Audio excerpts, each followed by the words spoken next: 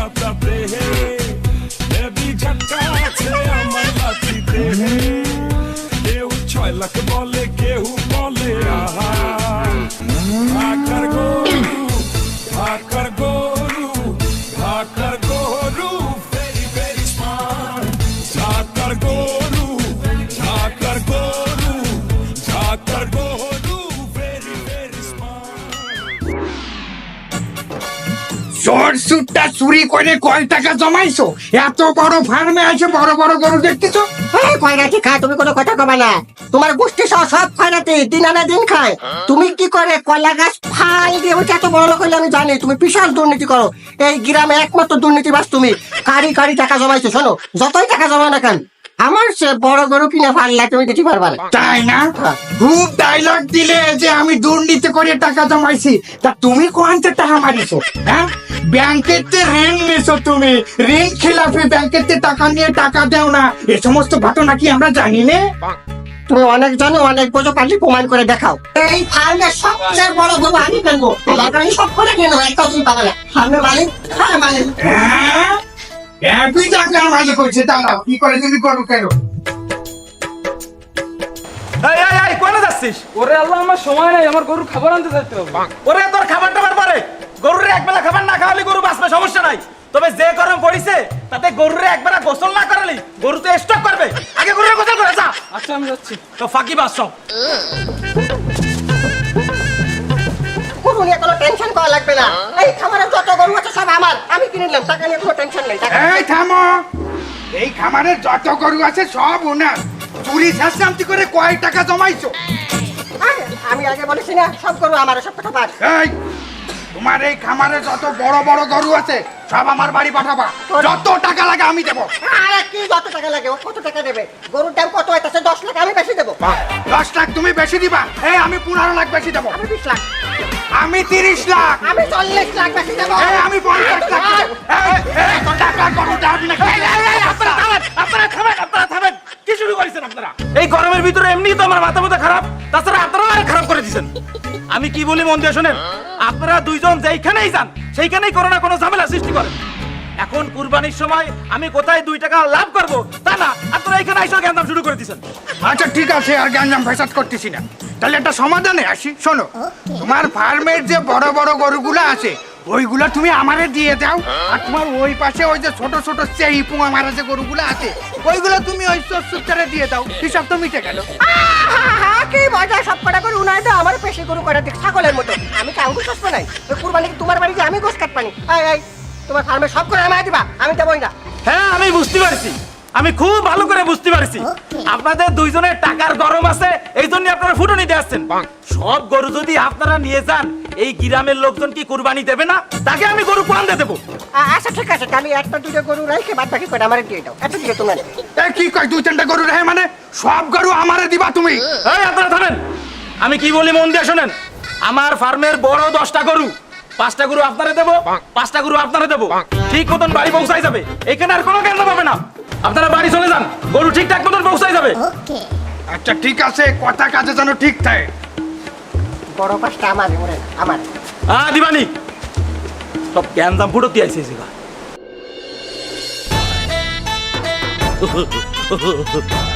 সুপ্রিয় দর্শক মন্ডলী, আপনারা দেখতে আছেন অসহায় টিভি অনলাইন। আজকে আপনাকে এমন এক আজব খবর দেখামু যে খবর দেখে মুই নিজে টাস্কি খেয়ে গেছি, আর আপনাকে টাস্কি খাওয়ানোর জন্য এই চাষির দ্বারে লই যাইছি।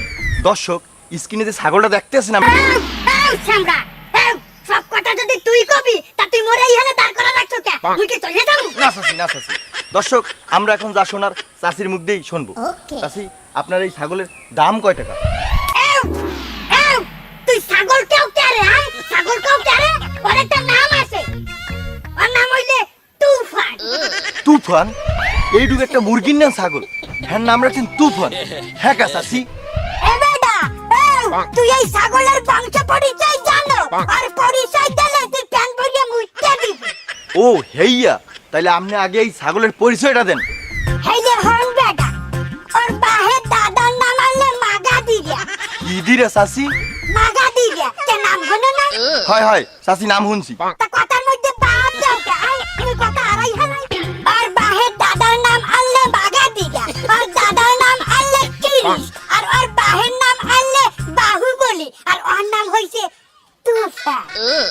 সবই বুঝলাম। ওর বাপ দাদা বড় বড় সুপারস্টার আসলে, তো ওর নাম তুফান রাখছেন কে চাচি? এ বেটা, ওর জন্ম হইছে বাংলাদেশে, ও হইলো বাংলাদেশে সুপারস্টার। কে হলো নাই সুপারস্টার সাকিব খানের তুফান আইতে আছে।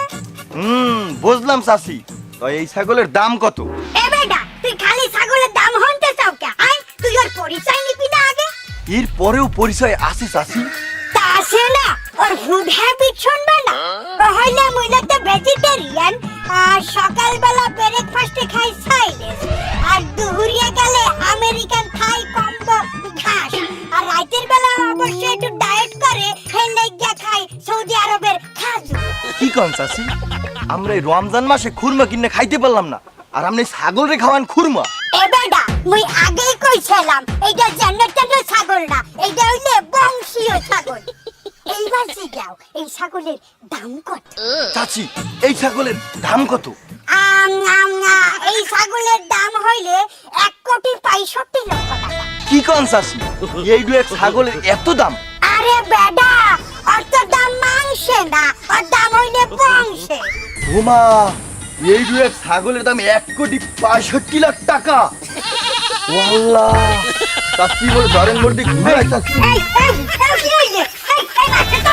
হাই মারাকে থামু নাকি? হাই।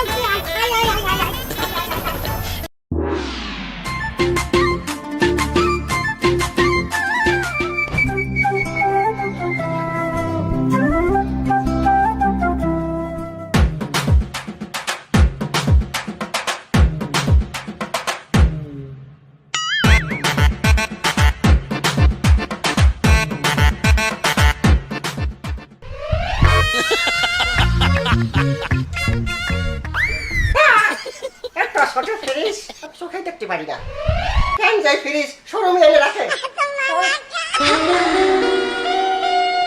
আরে শালা, এটা আমার মেলা বড় ফ্রিজ, ওর ভিতরে অনেক জায়গা। এই সেলসম্যান, এদিকে এসো, এদিকে এসো। আসসালামু আলাইকুম চৌধুরী কাকা, আপনি কি ফ্রিজ কিনতে আইছেন? না, আমি ফ্রিজ কিনতে আসিনি, আমি প্লেন কিনতে আইছি, আমি ট্রেন কিনতে আইছি। তুই আমার একটা প্লেন দা। কি বলেন কাকা? আমরা তো প্লেন বিক্রি করি না, আমরা তো ফ্রিজ বেচি কাকা। তুই জিজ্ঞেস করলি কেন ফ্রিজ নিতে আইছি কিনা? আমি ফ্রিজ নিতে আইছি। আচ্ছা যাক, শোন, তোর এই দোকানে এমন কোনো ফ্রিজ আছে যে 5টা গরু জবাই দিয়ে একসাথে রাখা যাবে? না না কাকা, এত বড় ফ্রিজ তো নেই, আমাদের এখানে সর্বোচ্চ 500 লিটার ধরে এরকম ফ্রিজ আছে। 500 লিটার? কয় টাকা দাম? দাম বেশি না কাকা, সর্বোচ্চ 1-1.5 লাখ টাকা কাকা। আহ, আমি তো ভাবছি 10-12 লাখ টাকা দিয়ে একটা ফ্রিজ কিনবো। আচ্ছা যা, ফ্রিজের গুণগত মান কি? ফ্রিজ কি ভালো হবে? এই ফ্রিজের গুণগত মান তো আপনি জানেন না, এর অনেক গুণ কাকা। তাহলে শোনেন কাকা, আমাদের বিধবা গ্রামের এমপি নাশপতি বাবু আছে না, হ্যাঁ হ্যাঁ, আততয়রা মাইরে কুচি কুচি কইরে এই ফ্রিজে রাখছিল। ওকে। রাখার 3 বছর পরে সেই মাংস খুঁজে পাওয়া গেছে। তা সেই মাংস এত তাজা ছিল, গন্ধ শুকে কয়ে দিছে এটা নাশপতি বাবুর লাশ, ডিএনএ টেস্ট করা লাগে। এই সেই ফ্রিজ। কি করছিস তাই? তাহলে তো বড় ফ্রিজ। আচ্ছা শোন, তুই এই 2টা ফ্রিজ, সবচেয়ে বড় বড় 2টা ফ্রিজ আমার বাসায় পাঠাই দিবি। টাকা পাবি 1 বছর পর। 1 বছর আমি ওই গোস্ত রাইখে টেস্ট করে দেখবো, যদি আমি করতে পারি কোন গরুর গোস্ত কোনটা, তাহলে তুই টাকা পাবি। 1 বছর পর টাকা পাবা, ফ্রিজ দুটো বাড়ি পাঠাই দিবা। তা কাকা কিছু দেন কাকা, কাকা 50% দেন, কাকা 20% দেন।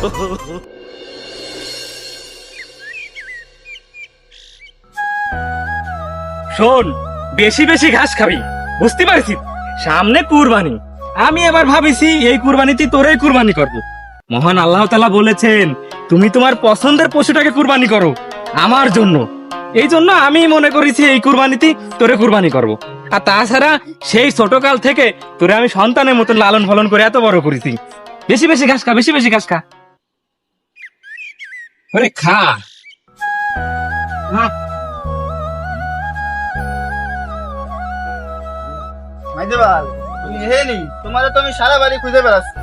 কেন, কি হয়েছে ছোট?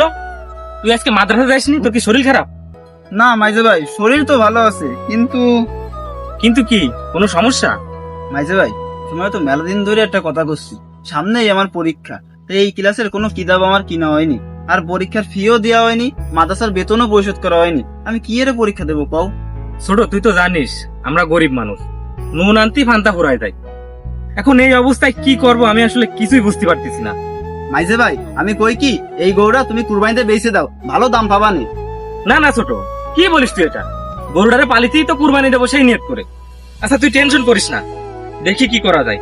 আচ্ছা বড় ভাইয়ের কাছে যায় যদি কিছু চাই তাতে কিরকম হয় বলতো? বড় ভাই ধরে যাবা? বড় ভাই ধরে গেলেই ভালো হয়। বড় ভাইরে দিয়ে আসলাম ওই পুকুর পাড়ে গাছপালা পরিষ্কার করতেছি। আচ্ছা ঠিক আছে চল বড় ভাই তারে যায় কি। চলো।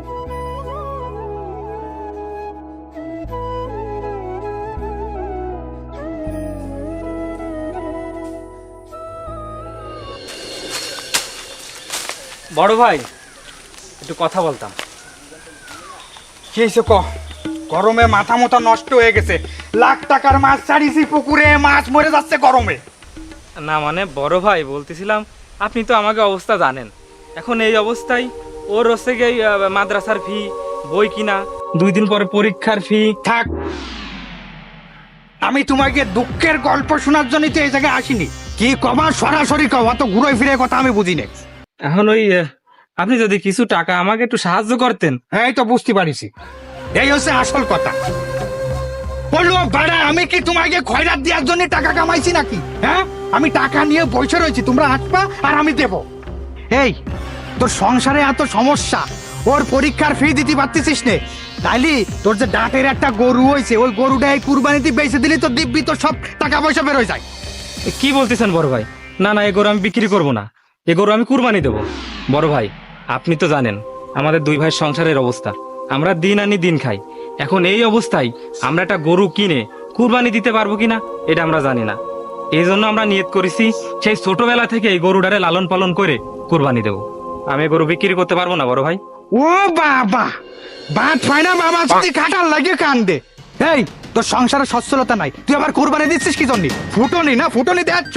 বড় ভাই আপনি মাইজে ভাইয়ের সাথে এভাবে কথা বলবেন না। হইতে পারে আমরা আপনার সাথে গরিব, তাই বলে আপনি কিভাবে বড় লোক হয়েছেন আমরা কি ভুলে গেছি? আপনি তো দুর্নীতি করে বড় লোক হয়েছেন। এই তোরা দুইজন কি প্ল্যান করে আমার সাথে মুস্তানি করার জন্য আইছিস? হ্যাঁ, মুস্তানি করে আমার কাছ থেকে সব টাকা পয়সা নিয়ে যাবি? এই টাকা পয়সা ইনকাম করতে আমার কষ্ট হয়েছে, কষ্ট করে টাকা পয়সা ইনকাম করা লাগে। মাইজে ভাই আমার জন্য আপনার ছোট হওয়া লাগবে না, চলেন আমরা যাতে চলে যাই, আমার টাকা পয়সা লাগবে না। ঠিক আছে চল। যা যা, আজ যেন কোনো সময় টাকা পয়সা চাওয়ার জন্য আমার কাছে না আসিস। কুরবানি দিবি না? কুরবানি তুই কি করে দিস এই ব্যবস্থা আমি করতেছি।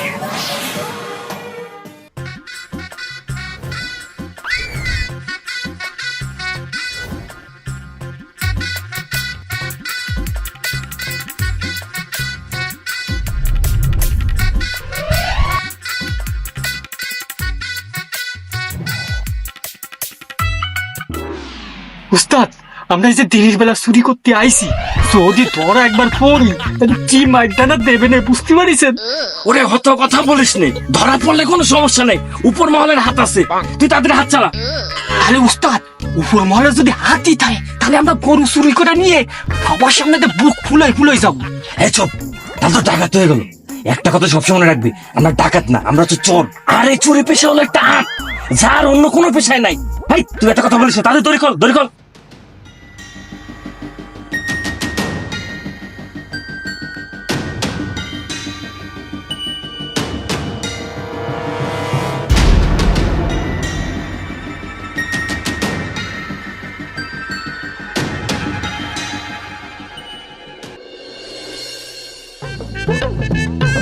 হুজুর, ও হুজুর, বাড়ি আছেন? হ্যাঁ কে? আরে চৌধুরী সাহেব আসসালামু আলাইকুম। ওয়ালাইকুম আসসালাম। আসেন বাসায় আসেন। না না, বাসা যাবো না, আপনি নিচে নামেন, আপনার সাথে জরুরি কথা আছে। হুজুর, আমি বড় বড় 5টা গরু কিনেছি, কুরবানি দেব। আপনি কিন্তু ঈদের দিন সকালবেলা আমার বাড়ি এসে আগে কুরবানি দেবেন, তারপর সারাদিন আমার গরু কুটাকুটি ওইখানে দাঁড়ায় থাকবেন, আর তারপর দুপুরবেলা খাই একবারে বেরোবেন। আপনার কিন্তু দাওয়াত থাকলো, আমার বাড়ি যেতে হবে আপনার। ইনশাআল্লাহ ইনশাআল্লাহ। আইসেই চোরের মুখ দেখলাম, সারা দিনটাই আমার মাটিস। কিছু বললেন নাকি খা? কই না না, কিছু বলিনি। হুজুর আসসালামু আলাইকুম। ওয়ালাইকুম আসসালাম। আমি আপনার সাথে দেখা করতেই আসলাম। ঈদের দিন সকাল বেলা আপনি আমার বাড়ি যায় আগে কুরবানি দেবেন। এই গ্রামের সব থেকে বড় 5টা গরু আমি কুরবানি দিচ্ছি হুজুর। আরে থামো তুমি, হুজুর আগে আমি দাওয়াত দিয়ে ফেলাইছি। এই চৌধুরী, সব জায়গায় ব্যাগরা বাদাবা না কিন্তু। আমি ব্যাগরা দিচ্ছি না, তুমি ব্যাগরা দিচ্ছ। আমি হুজুরের কাছে আগে আইছি, আমার দাওয়াত হচ্ছে কবুল করেছে, আমার দাওয়াত ফাইনাল হয়ে গেছে। আরে হুজুর, আপনি ওর বাড়ি কি করতে যাবেন? ও তো কুরবানি হবে না, ও তো একটা ঘুষখোর, একটা দুর্নীতিবাজ। ওহো, আমি খুব দুর্নীতিবাজ হয়ে গেছি। আর তুমি কি করিছো? হ্যাঁ, সুদখোর, ঋণ খেলাপি, ব্যাংকের থেকে কোটি কোটি টাকা নিয়ে তুমি বাইরে দিছো, তোমার খুব কুরবানি হবে। হুজুর, এই সমস্ত সুদখোর, ঋণ খেলাপিকে কি কোনো সময় কুরবানি হয়? ভালো ভালো মশলা বের করেছো। হুজুর, আপনি আমার সাথে যাবেন, চলেন। হুজুর, আপনি আমার বাড়ি। আমার বাড়ি যাবেন? এই হুজুর, আগে আমার বাড়ি। আমার বাড়ি হুজুর, আমার। এই থামেন, কি ভেবেছেন কি আপনারা আপনাদের টাকা আছে বিদয় যা ইচ্ছা তাই করবেন? আমি কার বাসায় যাব কি যাব না সেটা আমার ইচ্ছা। আমি কি বলেছি যে আপনাদের বাসায় যাব? আমি আপনাদের দুইজনের কারো বাড়িই যাব না। কেন যাব না জানেন? কারণ আপনারা হালাল টাকা কোরবানি দিচ্ছেন না। কোরবানির প্রথম শর্ত কি জানেন? হালাল টাকায় কোরবানি দেওয়া। আপনাদের দুইজনের টাকাই হারাম। আর আপনি ঘুষ খান, দুর্নীতিবাজ। হায় হায়। আর আপনি থামুন, আপনি কোথা থেকে কম আছেন? আপনি ঋণ খেলাপি, সুদখোর। চৌধুরী সাহেব, ইসলামে সুদকে হারাম করেছে, আপনি জানেন না? আমাদের প্রিয় নবী বলেছেন সুদের সর্বনিম্ন গুনাহ হচ্ছে নিজের মায়ের সাথে জেনা করা। আর আপনারা সেই টাকায় গরু কিনে আমাকে দাওয়াত দিচ্ছেন, আবার আপনারা সেই মাংস ফ্রিজে রেখে সারা বছর ধরে খান। কোরবানির নিয়ম কি মাংস ফ্রিজ ভরে রাখা? না। কোরবানির বিধান কিসের জন্য হয়েছে জানেন? কোরবানির বিধান এজন্যই হয়েছে, আমাদের চারিপাশে অনেক গরিব দুঃখী লোক আছে যারা বছরে একবারও গোশত খেতে পারে না, তাদের জন্য। আর কোরবানির মাংস 3 ভাগে ভাগ করতে হয়। 1 আপনাদের নিজেদের জন্য, 2 আপনাদের আত্মীয় স্বজনদের জন্য, 3 গরিব দুঃখীদের জন্য। আর আপনারা তা না করে কোরবানির বেশিরভাগ মাংসই নিজেদের ফ্রিজে রেখে দেন। হুজুর, আমাদের সর্বনাশ হয়ে গেছে। হুজুর, আল্লাহরে কেমন বিচার? আল্লাহ কি শুধু গরিবদেরই মারে? থামুন, কি হয়েছে বলুন তো আগে। হুজুর, আমি কুরবানির নিয়তে একটা গরু অনেক ছোট থেকে লালন পালন করেছি। ভাবিছি এই বছর ওরা কুরবানি দেব, নিয়ে তো পাক্কা করেছি। সেই গরু আমি কুরবানি দিতে পারলাম না, সে গরু চুরি করে নিয়ে গেছে। এখন আমি কি করে কুরবানি দেব? আল্লাহর কেমন বিচার? দেখুন, আল্লাহর উপর থেকে কখনো বিশ্বাস হারাবেন না। আল্লাহ যা করেন সবই তার বান্দার মঙ্গলের জন্য করেন। আপনার গরু হারিয়েছে, তাতে আপনি আফসোস করবেন না। আপনার নেয়াত যদি সহি থাকে তাহলে আল্লাহ হয়তো আপনার কোরবানি কবুল করে নেবে। আর অনেকের তো কোরবানি দিয়েও কবুল হবে কিনা সেটা একমাত্র আল্লাহই ভালো জানে। হুজুর, আমার আর লজ্জা দেবেন না। আসলে আমি অনেক খারাপ কাজ করেছি, আমি সুদ খাইছি, আমি ব্যাংকের ঋণ খেলাপি করেছি। আজকে তুমি ভালো হয়ে যাবো হুজুর, আসলে আমি অনেক পাপী। হুজুর, আমিও আমার ভুল বুঝতে পারিছি। আমি আজকের থেকে আর ঘুষ খাবো না, দুর্নীতি করব না, আমি ভালো হয়ে যাবো হুজুর। আর তুই ফটিকের বাড়িতে তোর গরুটা নিয়ে যাস। আসলে হুজুর, আমি চৌধুরীর থেকেও খারাপ। আরে না, হ্যাঁ, তুমি আমার সাথে খারাপ না, আমি তোমার সাথে খারাপ। আরে না, আমি তোমার সাথে খারাপ। আরে আমি তোমার সাথে খারাপ। আরে আমি করছি, আমি তোমার সাথে খারাপ। আরে আমি করছি, আরে, আরে আমি করছি। আরে, আরে আমি করছি। আরে,